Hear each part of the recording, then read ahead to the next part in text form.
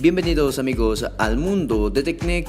En esta nueva ocasión te vengo a enseñar a cómo poder insertar una firma escrita en un documento importante de Word. Antes que nada te invito a que te suscribas y actives la campanita para seguir recibiendo mucho más contenido exclusivo. Ahora sí, comencemos.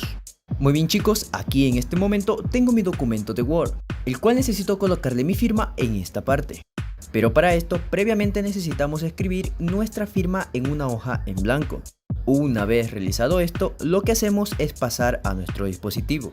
Ahora en nuestro dispositivo ingresamos a la cámara para tomarle una foto a la firma que hicimos en la hoja en blanco. Enfocamos bien y capturamos la foto. Una vez tomada la foto, ingresamos a nuestra galería. Como pueden ver, aquí está la firma y simplemente le damos en compartir. Luego seleccionamos Gmail o correo electrónico. Y aquí enviamos la foto a un correo electrónico que tengamos abierto en nuestra computadora. Lo enviamos y una vez listo vamos a pasar a nuestra computadora. Ahora en nuestra computadora lo que hacemos es ingresar a la bandeja de correo electrónico. Una vez que haya llegado el mensaje hacemos clic sobre la foto.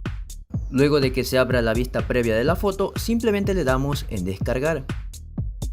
Una vez que esté descargada abrimos la imagen. Luego encima de ella le damos clic derecho copiar. Una vez que esté copiada abrimos nuestro documento de Word. Aquí damos clic derecho por esta parte y le damos en pegar. Una vez pegada la foto de la firma vamos a ajustar el tamaño.